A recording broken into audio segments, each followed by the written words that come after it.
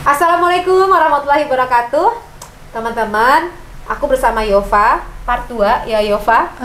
Kita akan bicara mengenai, kalau kemarin kan kamu udah lihat belum? Udah nonton kan yang part 1, bagaimana akarnya persoalan itu terjadi dari Yova. Nah sekarang kita masuk berada di posisi bagaimana Yova pada saat itu pingsan, ngeblank gitu kan. Kemudian Yova tiba-tiba overthinking dan bicara mengenai halusinasi banyak hal. Nah, kita akan masuk lagi, mendalamin lagi bagaimana Yova melalui proses tersebut hingga Yova menjadi kondisi yang lebih baik versinya saat ini.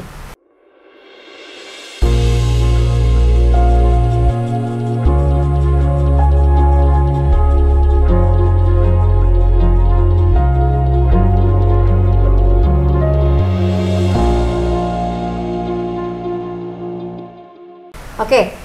Tapi sebelum kita masuk pembahasannya lebih lanjut, Yova nggak keberatan kan kalau menceritakan masalah pengalaman kamu? Enggak dong, nggak keberatan. Kenapa? Kenapa nggak keberatan?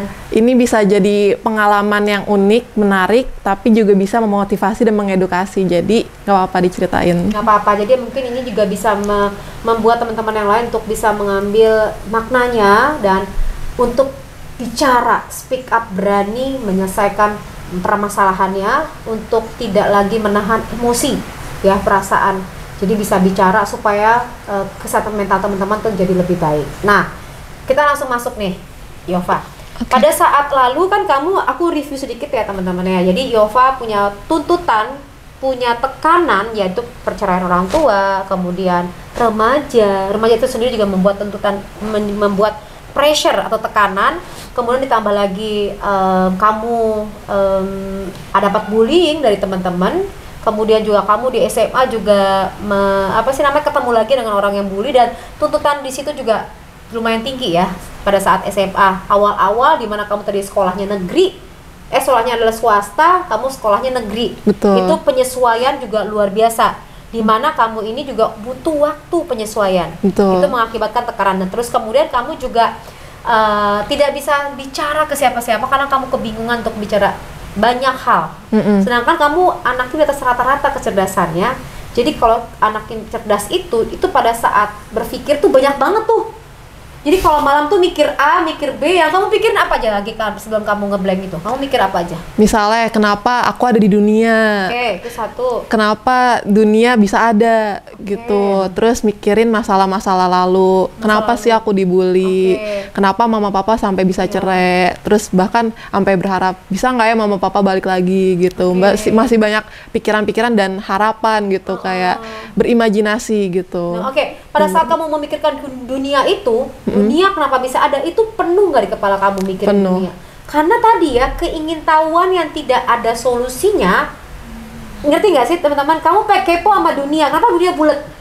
Untuk masalah menjawab dunia bulat aja setengah mati loh penjelasannya gitu kan, sampai ada penelitiannya gitu-gitu loh. Nah, anak di atas rata-rata ini keingintahuannya tinggi tapi tidak tahu terjawab, akhirnya kepo. Kamu nggak searching di internet gitu-gitu? Sampai searching. Nonton yang Ustadz Zakir Naik itu. Kayak dulu kayak bertanya, Islam beneran gak sih kamu gitu. Kamu bicara mengenai agama juga. Iya, kamu betul. bicara mengenai ketuhanan juga. Iya, betul. Kamu akhirnya nonton tayangan-tayangan itu? Iya, nonton itu sampai malam gitu, sampai ngulik gitu. Jadi emang terlalu banyak beban-beban kan. Itu termasuk berat kan ya videonya. Iya, kamu tauhid, kamu bicara mengenai ketauhidan itu memang tidak harus pendampingan. Gak betul. semua orang bicara mengenai ketuhanan tuh sanggup. Manusia tuh gak sanggup banget untuk bisa bicara mengenai Tuhan yang luar biasa ini. Kamu butuh pendamping. Nah, kamu tidak ada pendamping pada waktu itu. Betul. Sampai malam kamu mikir, berapa hari kamu mikir? Seminggu ada kali, sampai akhirnya nggak bisa tidur beberapa hari. Kamu bicara ketuhanan, kamu bicara mengenai alam semesta, kamu bicara mengenai diri kamu kenapa ada, kamu bicara mengenai manusia, dan kamu tidak menemukan jawabannya. Kamu mencari tahu sampai seminggu. Iya, betul. Saya aja mencari mengenai level ikhlas aja, itu saya juga udah hampir mau dibawa kemana-mana. Itu benar, saya mengalami pribadi juga nih Yova. Oh iya. Saya mencari level titik ikhlas di mana. Itu saya membuka semua tafsir. Kemudian saya sampai orang tua tuh mengatakan gini, udah Poppy, udah cukup ya kamu, karena udah nggak berhenti. Akhirnya saya menemukan jawaban itu, di mana titik ikhlas. Apa tuh? Gimana tuh? Pada saat kamu bisa memejamkan mata. Ada gelombangnya. Tapi begitu saya nemuin kamu Yova, jadi perjalanan kita ini hampir sama. Begitu saya menemukan titik itu, saya sharing sama orang banyak. Saya ngasih tahu bahwa begitu kamu ikhlas, kamu bisa mendapatkan apapun yang kamu mau. Begitu kamu udah nggak pedulikan sama nafas kamu. Tapi tadi prosesnya itu, saya udah rame-rame sekeluarga itu udah stop, kamu nggak berhenti. Cuma tadi orang tua benar-benar ngekat saya ya, stop, kamu udah keterlaluan ini. Karena nanya sama semua orang, itu udah keterlaluan. Semua buku saya baca udah, kalau kamu lihat buku saya atas banyak banget, itu hanya mencari masalah ikhlas. Udah over banget ya? Gitu loh, nggak berhenti sama kayak kamu, nggak tidur, benar-benar mikir ikhlas di mana. Nah tapi saya berhenti, karena saya menemukan jawaban. Nah kamu belum menemukan jawaban mengenai ketauhidan, tiba-tiba blank di situ. Iya, jadi betul. poinnya adalah pada saat kamu bicara mengenai ketuhanan. Oke, sekarang kita balik lagi ke sini. Nah, setelah kamu ngeblank, apa yang terjadi? Ngeblank itu misalnya tiba-tiba abis bangun itu nggak tidur beberapa hari, bangun langsung tiba-tiba blank kan, nggak sadarkan diri, tiba-tiba halusinasi dan delusi. Halusinasinya itu kayak misalnya nganggepnya kita lagi dikurung, kita lagi disadap, wifi-nya ada penyadap, terus orang tua tirinya jahat gitu, terus menganggap aku ini putri kerajaan gitu, udah sampai tahap itu. Nah, tahap itu tuh, itu kamu tahu nggak? Apa yang kamu keluarkan itu merupakan rekaman dari pikiran bawah sadar kamu.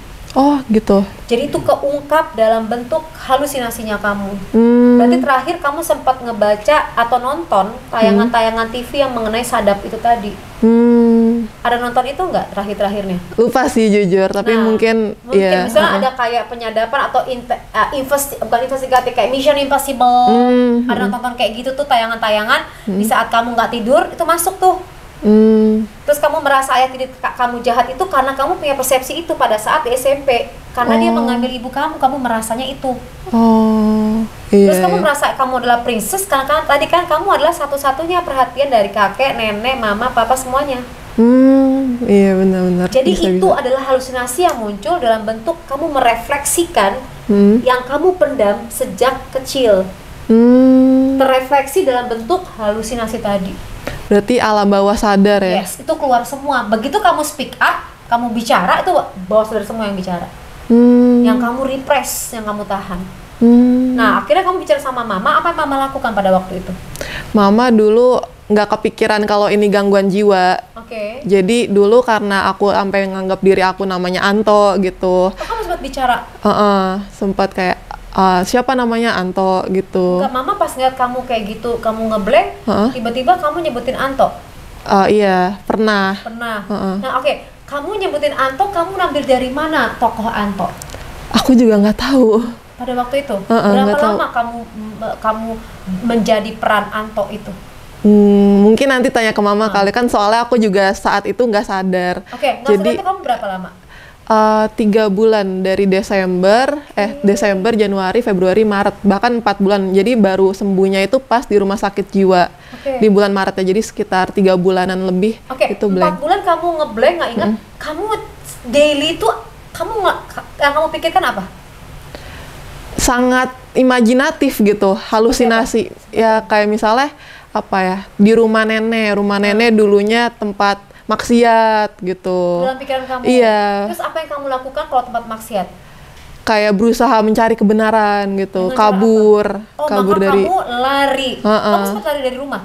Sempat, kayak keluar rumah, kayak berusaha keluar dari rumah gitu. Oh, itu bentuk kamu karena kamu tidak mau berada di tempat maksiat itu? Iya. Nah, tempat maksiat, apa yang kamu tonton terakhir? Gak tahu, lupa. Itu poinnya ya. Tontonan masuk ke dalam pikiran bawah sadar kamu sehingga kamu meyakini bahwa ini rumah maksiat nih.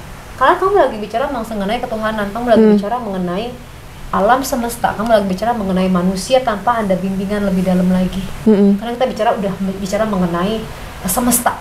Gitu loh. Nah, kamu merasa bahwa tempat ini maksiat, gitu. Bahwa semua salah. Iya, kamu betul. lihat dari sudut pandang kacamata kamu, maka kamu ingin lari. Gitu. Nah terus akhirnya kalau kamu ingin lari, apa yang dilakukan sama keluarga? Ya ditahan gitu. Oh, ditahan. Kayak sampai pernah dikurung di kamar, maksudnya dijagain di kamar gitu. Terus kamu di kamar apa yang kamu pikirin? Aduh, itu susah sih sebenarnya dijabarinnya. Soalnya itu benar-benar halusinasi. Kayak gimana? Kayak ya ngerasa, aduh kenapa dikurung nih. Jadi berusaha mencari jalan keluar biar bisa keluar dari kamar gitu. Dan itu gelisah nggak? Karena kamu ada tempat maksiat, kamu berada di situ. Iya, gelisah dong. Bentuknya apa gelisah? Apa kamu teriak atau kamu marah-marah dengan orang? Berusaha keluar. Berusaha keluar, berarti kamu gudar-gudar pintunya? Iya. Kemudian kamu makan, kamu inget gak waktu kamu makan? Makan, dulu entah kenapa, dulu tuh sempet sukanya maunya makan satu doang, roti. Maunya makan roti yang panjang, itu yang ada tengahnya isinya. Itu cuma mau makan itu, nggak tahu kenapa. Ada pikiran apa terhadap roti itu? Nggak ada, bahkan sampai sekarang sampai mempertanyakan gitu kenapa dulu suka roti ini ya, kenapa maunya makan roti ini mulu ya gitu. Kemudian 4 bulan kamu nggak sadarkan diri gitu kan. Nah, pada saat kamu sadar kamu di rumah sakit. Betul. Apa yang terjadi? Itu udah mulai dapat penanganan kan, susternya baik, udah dapat obat, konsultasi sama psikiater, terapi gitu. Akhirnya udah mulai sadar, oh udah mulai balik jati dirinya, kayak udah tahu aku siapa, kenapa di sini gitu, udah mulai tahu, terus udah mulai tersusun juga ingatan-ingatannya gitu. Nah kamu tiba-tiba sadar gimana pas lagi sadar? Pas lagi sadar pertama mikir dulu ini di mana gitu, ini lagi di mana, kok tiba-tiba di tempat kayak gini gitu, kenapa ada di sini gitu, dan itu berusaha nyari jawabannya gitu, dan bagusnya suster sama tenaga kesehatan di sana nggak ada yang jawab, jadi aku disuruh mikir sendiri gitu. Supaya kamu menggali memori kamu. Iya betul. Nah, jadi suster nggak jawab, kamu bingung dong. Suster pakai baju warna apa? Suster hijau kalau nggak salah. Kamu bingung nggak seragam-seragam gitu? Iya bingung. Terus kamu bingung nggak? Kok aku ada di tempat tidur? Iya, bahkan aku juga pakai seragam kan, seragam pasien kayak ini di mana gitu. Nah dulu awalnya mikirnya itu aku jadi tahanan. Oh ini nyambung dengan ketakutan kamu sebelumnya. Berarti bener kamu ada di tahanan. Kamu mencari orang tua kamu nggak, mama, pak, orang kakek, nenek? Iya nyari kayak. Ini di mana ya, kayak punya mama papa gitu. Terus mereka nggak ada karena kamu belum sadar. Nggak ada kamu karena nggak boleh besuk juga. Nggak boleh besuk. Iya, di awal-awal. Selama 21 hari itu tidak ada besuk. Belum boleh. Jadi boleh besuknya kalau udah kondisinya hampir normal, iya hampir stabil. Bagus ya prosesnya. Kenapa 21 hari? Karena membentuk sebuah neurons baru lagi, perilaku baru lagi. Itu disusun lagi susunan syarafnya untuk menjadi kembali lagi normal 21 hari. Terus-terusan tuh kan, tiap hari diterapi, tiap hari diedukasi. Betul. Semuanya ya. Betul. Nah kemudian pada saat kamu manggil mereka nggak ngejawab, apa yang kamu pikirkan? Bingung sih, kayak aduh ini di mana ya, terus mikirnya lagi jadi percobaan gitu. Kan jadi ruangannya itu dikondisikannya, jadi aku dimasukin ke ruangan itu sesuai sama kondisi pasien yang lain. Jadi fasilitasnya itu sesuai sama kondisi aku. Kalau yang parah-parah ditempatinnya di yang satu kamar yang parah semua gitu. Terus kan kondisiku mulai membaik, jadi pindah ke kamar. Jadi dulu aku nganggepnya itu tuh pindah level gitu. Kamu pada saat dipindahin itu ada rasa bahagia nggak kamu pindah level itu? Iya bahagia, wih asik pindah gitu. Jadi kamu merasa kamu pindah karena kamu pindah level itu? Iya, karena udah berhasil menyelesaikan level ini gitu. Satu level itu berapa orang? Banyak sih, 5-10 gitu. Kamu ngobrol nggak sama temen di sebelah kamu? Ngobrol. Apa yang kamu ngobrolin? Apa ya, kayak ini di mana sih, dan justru aku taunya itu dari temennya itu, dari pasiennya. Pasien tuh ngomongnya gimana? Kayak, oh ini rumah sakit jiwa gitu. Nah, terus dia bilangin kok kamu ada di situ? Nah itu pas ditanya gitu aku juga bingung tuh, kayak hah serius ini rumah sakit jiwa gitu. Terus kayak percaya nggak percaya gitu. Terus kan ditanya kenapa, jadi cerita gitu, jadi curhat-curhat gitu. Jadi kamu punya temen ya? Dia juga cerita? Iya cerita juga. Kamu berusaha nenangin dia nggak? Enggak sih, kayak lebih penasaran aja gitu. Kamu nggak nenangin, tenang kamu pasti membaik kok, enggak? Enggak sih, kayak belum punya feeling itu. Empati belum ada. Nah, kamu juga menenangkan dia nggak pas mencerita dia? Enggak. Enggak. Jadi kamu sekedar cerita udah selesai. Iya. Abis itu kamu aktivitasnya berdua sama yang bersangkutan nggak? Misalnya nih, kamu pergi makan, kamu pergi A, B, C segala macam. Iya, maksudnya itu berarti aku di tahap yang udah ruangan paling akhir kan. Oke, karena emang ada ruangan-ruangan. Udah paling bagus gitu. Jadi emang ruangannya tuh fasilitasnya ada bisa buat makan bareng, gym bareng, olahraga bareng. Iya. Gitu kan. Nah, betul. Terus kamu sempat berada di tempat yang paling parah? Pernah. Nah, kamu lewatin nggak? Kamu ngelihat nggak kalau kamu pernah berada di sana? Iya, ingat ngelewatin kayak ada orang yang jalan-jalan, ngeliatin. Kamu berada di posisi itu nggak jalan-jalan? Iya, Oke, bener. pada saat kamu jalan-jalan, apa yang kamu pikirkan? Halu, maksudnya nggak gimana ya? Aku bisa ngeliat, tapi aku nggak bisa mengendalikan aku gitu. Oke, berarti ada diri kamu sendiri di dalam tubuh kamu. Iya, gitu. Kamu bisa ngelihat tubuh kamu? Nggak bisa, jadi pandangannya dari aku gitu. Oke, pandangan dari kamu. Kamu lihat orang lain. Jadi kalau ada suster atau dokter yang datang, kamu melihat mereka siapa? Siapa ya? Orang, maksudnya orang yang punya kuasa gitu, yang bisa bikin aku keluar dari situ. Gitu. Berarti kamu menganalisa ya? Iya. Kamu tahu bahwa orang ini sangat powerful. Kalau kamu nurut sama orang ini, maka kamu bisa keluar. Betul. Kamu merasa itu. Iya, betul. Maka kamu akan bersikap baik pada saat ada mereka. Iya. Pada saat mereka nggak ada? Nah itu ada sih pas itu sampai aku ngerusakin lampu. Oke, kamu ngerusakin lampu kenapa? Nggak tahu, jadi tuh dulu mikirnya, oh ini harus bisa keluar dari sini, harus memecahkan segalanya, harus cari perhatian gitu. Akhirnya ngerusakin lampu gitu, sampai suster tuh sabar banget kan, itu sampai hampir marah gitu. Tapi akhirnya sabar sih susternya, alhamdulillah. Terus akhirnya sampai diikat gitu. Iya, karena bener-bener nggak bisa diem. Gitu. Jadi kamu megang itu, kamu hanya berpikir mencari perhatian. Berusaha kayak ini apa yang bisa dikerjain gitu. Bentar dulu deh. Kamu berpikir apa yang harus kamu bisa kerjain karena pikiran kamu bekerja terus. Iya. Nah, karena tadi kamu cerdas ya. Berarti pada saat kamu didiemin, malah pikiran kamu tuh berpikir apa terus nih, apalagi. Karena kamu nggak bisa diem. Iya, betul. Terus kemudian pada saat kamu sadar orang tuh datang. Iya, betul. Nah, pas terus? udah di ruangan terakhir itu bener-bener udah di tahap udah mulai ngerti semuanya gitu. Terus seneng sih pas pertama kali kan, jadi ruangannya itu udah pada mulai boleh besuk kan. Jadi pasien-pasien lain pada dibesuk. Terus aku cerita ke susternya, "Sus, kok nggak ada yang besuk aku gitu, mama papa mana?" Terus akhirnya pas suatu hari Sapam datang gitu. Yova, ada yang besuk, gue langsung lari gitu ketemu. Bahagia banget. Nah, pada saat kamu dibesuk itu lebih baik nggak? Besok-besok lebih baik? Lebih baik dong. Akhirnya kamu keluar. Nah, abis itu keluar berarti kamu balik lagi ke bangku sekolah. Iya. Nah, apa perasaan kamu pada saat kamu kembali ke bangku sekolah, di mana kamu pernah melalui sebuah proses perawatan di rumah sakit jiwa? Aku jadinya ngerasa kayak jadi orang baru gitu sih. Jadi aku tahu aku yang lama, tapi aku kayak ini loh Yova yang baru gitu. Malah lebih baik ya? Iya, betul. Kamu malah lebih berani menghadapi tantangan itu? Oke. Tapi emang malah karena mungkin aku jadi sosok yang baru, temen-temen aku nggak ngenalin aku yang lama, jadi aku dijauhin gitu. Sebelumnya aku udah punya circle nih, udah seneng banget udah punya temen, punya satu geng lah gitu. Tapi akhirnya ternyata dijauhin karena katanya aku beda gitu. Bedanya apa? Bedanya jadi lebih frontal, jadi lebih ngomong gitu. Beran, karena kamu udah speak up. Iya, betul. Dan teman-teman aku nggak bisa terima itu gitu. Nggak bisa terima karena kamu udah jauh lebih berani nyatakan perasaan kamu. Ini sebenarnya bagus loh. Dimanapun nih kamu semuanya nonton ya, kalau kamu nggak berani speak up, masalahnya adalah di perasaan kamu yang terluka.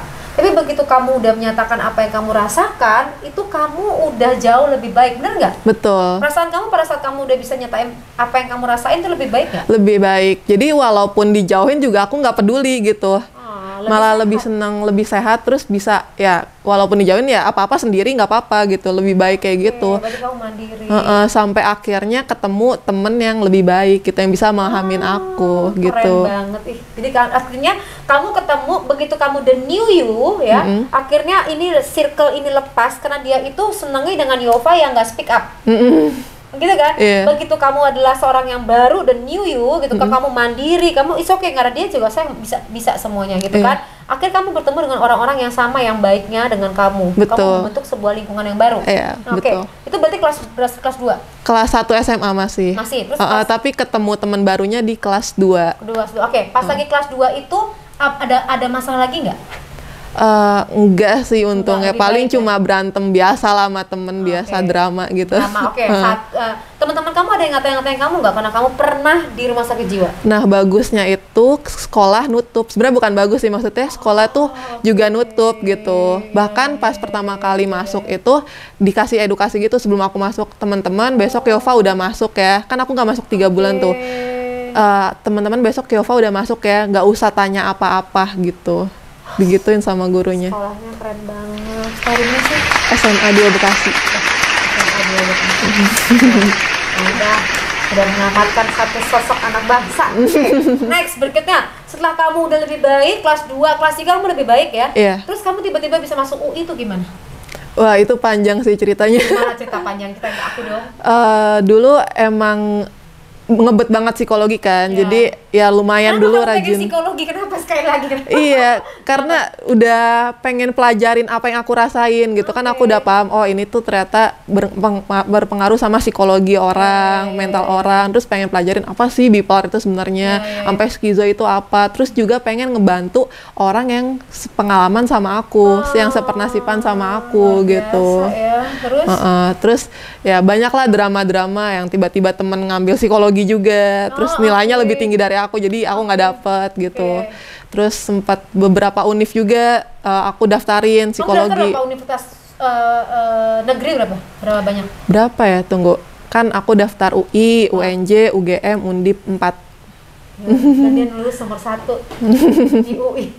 Kan aku bilangin kan, Yova, kamu tuh di atas rata-rata kecerdasan nih.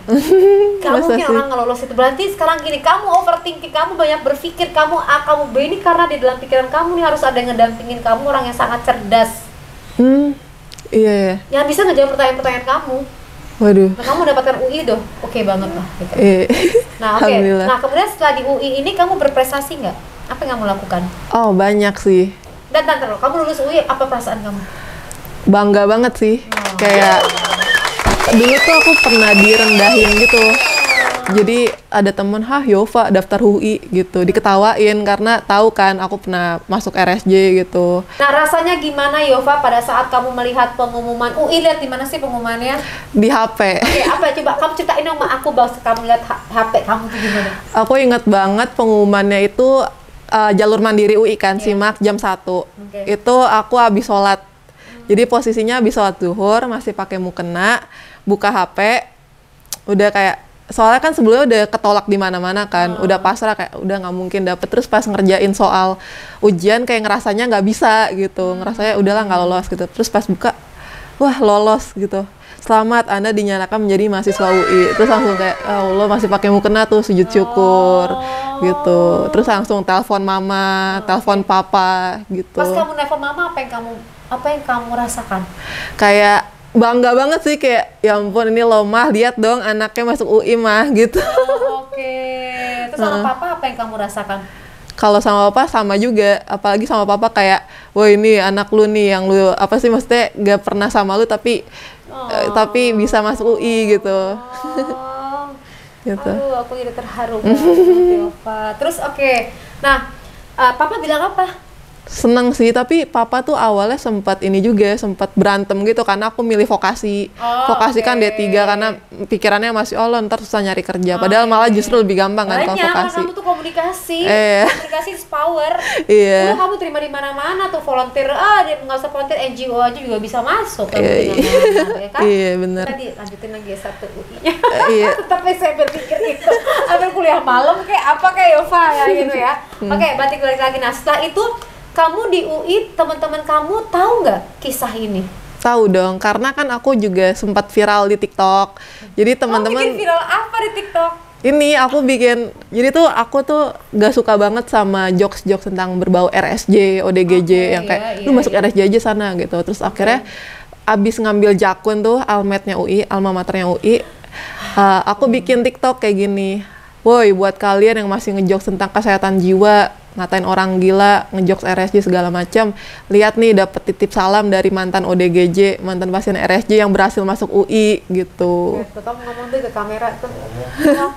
Coba lah ngomong. Gak bawa jaket UI-nya sih, coba kamu ngomong sekarang. Woi, lihat nih yang masih ngejokes tentang pasien rumah sakit jiwa, tentang ODGJ, tentang orang gila. Lihat nih ada mantan pasien rumah sakit jiwa yang berhasil masuk UI. Lihat, kita semua bisa optimal, luar biasa ya kan? Keren banget sih kamu, menginspirasi orang banyak untuk mereka sadar bahwa kesehatan mental itu penting, sama mereka bisa berubah menjadi lebih baik. Betul. Kamu adalah harapan orang se-Indonesia, mungkin seluruh dunia kali ini. Iya, terus di TikTok itu aku berusaha, tujuan utama aku itu buat mematahkan stigma-stigma negatif kesehatan mental. Bener gitu. banget tuh, supaya mereka tuh tidak berpikir negatif, Iya. kamu bisa optimal. Aku cerita dikit tentang komunitasku, boleh? Boleh. Nah, terus setelah kamu masuk UI, kamu membentuk komunitas. Iya, betul. Komunitas apa yang kamu bentuk? Jadi itu berawal dari tugas akhir aku, yaitu mata kuliah pengelolaan proyek dan ajang khusus. Kebetulan banget aku dapat tema kesehatan mental. Akhirnya aku bikin namanya Pasti PR. Itu event sebenarnya kan, acara gitu, webinar yang tagarnya itu pasti. Judulnya itu pasti, patahkan stigma negatif kesehatan mental. Oke, kita kan harus gitu. bikin Zoom mengenai itu tuh. Iya. Terus?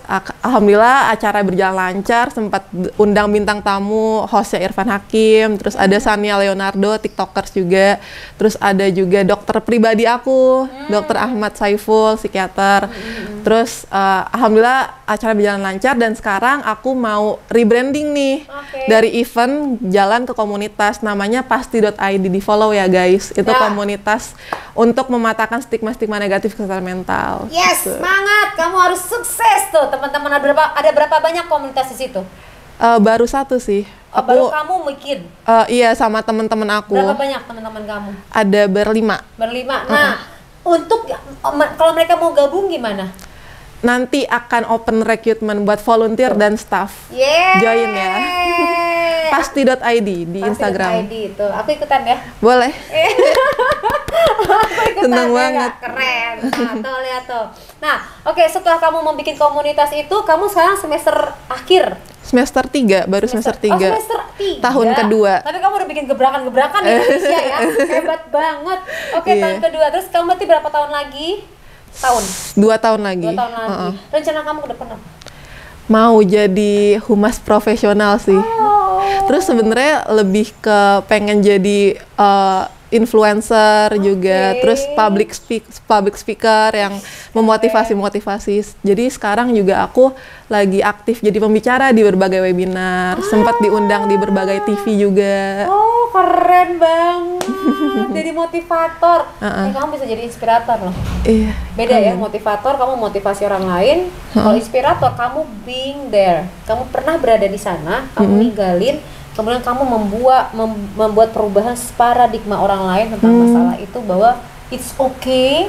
Apalagi saat ini ya, dengan tengah pandemi kayak gini, kamu akan banyak banget dibutuhin orang, karena orang ini lagi berada di posisi yang tidak stabil emosinya nih. Karena kesehatan mental mereka lagi mengalami kendala ya, ketakutan masalah COVID, ketakutan masalah perekonomian. Kalau mereka keluar, mereka mau kerja nggak bisa, mereka di rumah, mereka mau makan apa. Ini masyarakat lagi butuh kamu banget nih sebenarnya, untuk kamu bisa ngejelasin untuk artinya ya bisa melalui dengan baik gitu. Bisa survive. Kamu adalah survivor di sini. Oke, ada yang ingin kamu sampaikan nggak buat teman-teman yang ngebully kamu? Sebenarnya mau menyampaikan terima kasih karena dengan kalian ngebully aku benar-benar bisa jadi sosok yang lebih kuat saat ini. Bisa, kalau misalnya ada bulian dikit lah di TikTok gitu, kayak udahlah, pernah lebih yang parah gitu. Terus kayak kalau misalnya kalian gak ngebully aku nggak bakal ada di sini juga kan. Jadi terima kasih udah ngebully, aku maafin kalian, jadi nggak usah minta maaf lagi. Banyak yang minta maaf, beberapa gitu. Terus aku bingung juga balesinnya, kayak ya udah, karena itu udah kejadian di masa lalu, aku terima semuanya, aku ikhlas. Jadi terima kasih dan semangat terus. Tapi jangan diulangin lagi ya guys, itu sangat berpengaruh ke kepribadian dan mental seseorang. Saya habis kata mau nangis. Luar biasa, kamu pemaaf banget. Sampai kamu memaafkan. Iya. Terus kamu ucapin terima kasih untuk mereka yang ngebully kamu dan kamu makin sehat mentalnya. Iya, karena aku ngerasa banget kerasa gitu pas di TikTok gitu ada yang nggak suka dikit, jadi aku lebih lebih kebal gitu jadinya karena udah pernah ngalamin yang lebih parah gitu. Jadi mereka yang ngebentuk aku sebenarnya. Aduh, habis kata-kata deh kamu tuh saya nggak applause ya buat Yova, kasih applause mungkin ya, udah luar biasa. Luar biasa Yova, saya terinspirasi banget ya, saya motivator ya, terinspirasi sama kisahnya kamu loh. Beneran loh Yova, thank you so much, kisahnya kamu sangat luar biasa indahnya. Ini akan menjadi pembelajaran buat semua orang di Indonesia ya, buat aku juga gitu kan, bagaimana kekuatan mental kamu, aduh luar biasa loh. Karena kamu berada di posisi dimana kamu bisa bicara gini, saya udah pernah melalui yang lebih parah, jadi kamu stop, nggak usah minta maaf karena aku udah maafin semua yang ngebully saya. Karena kamu udah melalui, kamu udah pernah berada di rumah sakit jiwa, terus kamu udah maafin mereka yang membuat kamu berada di rumah sakit jiwa itu. Dan kamu menjadi mental lebih tangguh, lebih kuat. Ketahanan mental saat ini kamu rasakan, mental yang tangguh ini lagi dibutuhkan sama seluruh masyarakat Indonesia agar mereka itu kuat menghadapi tantangan loh Yova. Tantangan dari dalam dirinya karena tuntutannya banyak, dan tantangan dari luar menghadapi pressure-pressure yang ada gitu loh. Bagaimana bisa kuat mental seperti kamu. Nah, kamu bisa kuat mental seperti ini, apa yang kamu pikirkan? Yang aku pikirkan pertama, prioritaskan diri sendiri. Oke. Jadi kalau misalnya semua udah diprioritasin, terus udah menerima diri sendiri, udah mencintai diri sendiri, kedepannya udah lanjut aja gitu. Misalnya kayak ada yang nggak suka, kayak istilahnya kalau suka sama orang, apapun yang jelek pasti disukain kan. Yeah. Kalau mencintai diri sendiri juga kayak gitu, apapun yang walaupun ada kekurangan di diri sendiri pasti kita bisa menerimanya gitu. Ya, berarti sekarang kamu sudah berdamai dengan papa kamu? Udah. Kamu udah berdamai dengan pernikahan ibu kamu? Udah. Kamu udah berdamai dengan masa lalu kamu berada di rumah sakit jiwa? Udah. Udah. Kamu udah nerima tubuh kamu seutuhnya? Udah, kamu sudah semuanya. Mencintai tubuh kamu? Betul. Oke. Begitu kamu mencintai tubuh kamu, begitu kamu mencintai diri kamu sendiri dengan masa lalu kamu, disitulah kamu menemukan diri kamu sesungguhnya. Betul. Terima kasih Yova, luar biasa, kisahnya luar biasa, saya nggak tahu ngomong apa lagi. Terima kasih, keren banget ya.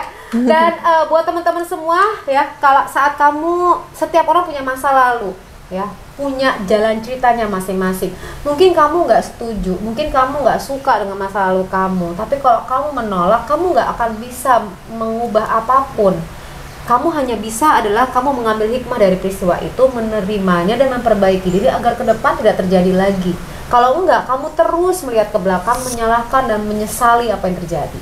Jadi bagaimana kamu bisa memaknai tersebut, mengambil bahwa setiap kehidupan tidak seperti yang kamu inginkan, kamu bisa memahaminya dan mengambil maknanya. Gitu loh.